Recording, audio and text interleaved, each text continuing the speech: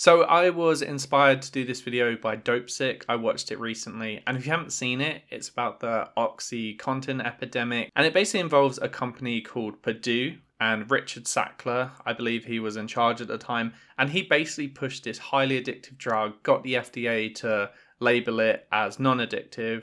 It's a very strong opiate, and it basically got all these people hooked on their pain medication. And when they could no longer get the pain medication, they turned to things like that were on the street, that I'm not gonna name them just in case it like gets flagged or something, but you kind of get the gist. It's kind of a messed up situation, and Purdue, I think they're being dissolved now, but they made like billions and billions and billions of dollars just from people being addictive to their medication. Now, unfortunately, I don't have the stats from Purdue, and I guess because it's a private company, it's a bit harder to get hold of, but I do have some stats I managed to find during my research of the total US opiate prescriptions. Now, this is from the CDC, but if anyone does have any data on Purdue or OxyContin, please let me know, and I'd love to do a video on that. I just couldn't find it. I don't know if the specific year by year data is out there somewhere, but I unfortunately don't have it. But I thought it was really amazing how even from 2006 to 2020, considering the OxyContin problem, I think started in like 1996,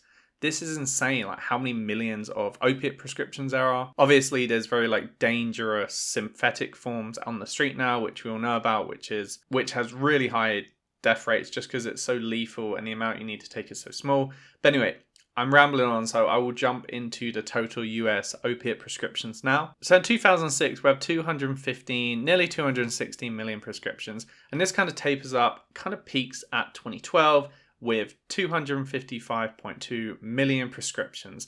And that's pretty insane considering the US population is, let's call it 300 million at that time. I think it's around 330 million now. So even measuring against that population now, that's like an insane amount. That's like over 2/3 prescriptions per person per year for opiates. Now, obviously, this is just going to be certain people having lots and lots of prescriptions of it. It's not going to be like one per person, but it's still like a crazy amount. And then this kind of like amazingly really tapers off by 2020, and it's sitting at around 142 million, nearly 143 million prescriptions.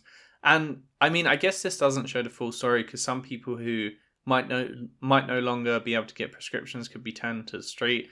But because there's such a drastic change, it does seem like people are noticing and people caring, and people who need the help, or might be getting it, or hopefully getting it, or there's at least less prescriptions. So maybe doctors are being more vigilant and more serious about it now. It'd be good to get some like data from 2023 up to now. But and I do empathize to everyone who like does get hooked on these medications. But yeah, it's just a crazy story. And as someone not from the US, like it's so insane to see like this system can be set up to, I know I don't want to get all conspiracy, but it's kind of insane. Like, for example, Purdue and companies can push all these opiates when they know they're addictive, and I appreciate some people need it, but I wonder how much of these prescriptions are people that might not necessarily need it.